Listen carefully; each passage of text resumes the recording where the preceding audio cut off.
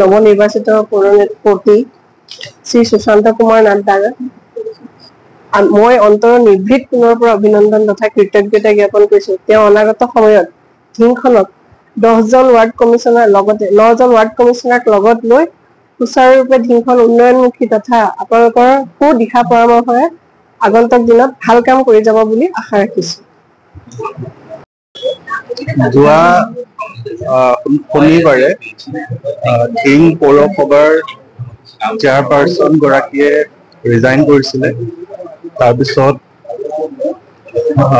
আজি নতুন এগৰাকী চেয়াৰপাৰ্চন হৈছে। ইয়াতে মই এই জাষ্ট শপত গ্ৰহণ কৰোৱালো শ্ৰীযুত সুশান্ত কুমাৰ নাথ ডাঙৰীয়া।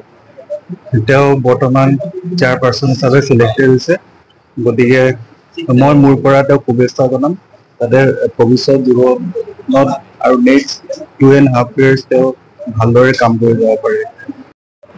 আজি আমাৰ ঢিং পৌৰসভাত নতুনকৈ পৌৰপতি নিৰ্বাচন হৈছে, তাৰে শপত গ্ৰহণ অনুষ্ঠান এইটো। তাতে চবেই উপস্থিত আছে। আমাৰ চাৰ্কুল অফিচাৰ আছে, ইউ বাইদেউ আছে, উপপৌৰপতি আছে, আৰু ৰাজ্যপাল আছে, দলীয় মানুহ আছে, অফিচৰ কৰ্মকৰ্তা আছে, ৱাৰ্ড কমিছনাৰসকল আছে। তেওঁলোকৰ ইয়াতে উপস্থিতিত আজি এইটো শপত গ্ৰহণ অনুষ্ঠান সমাপ্ত হৈছে।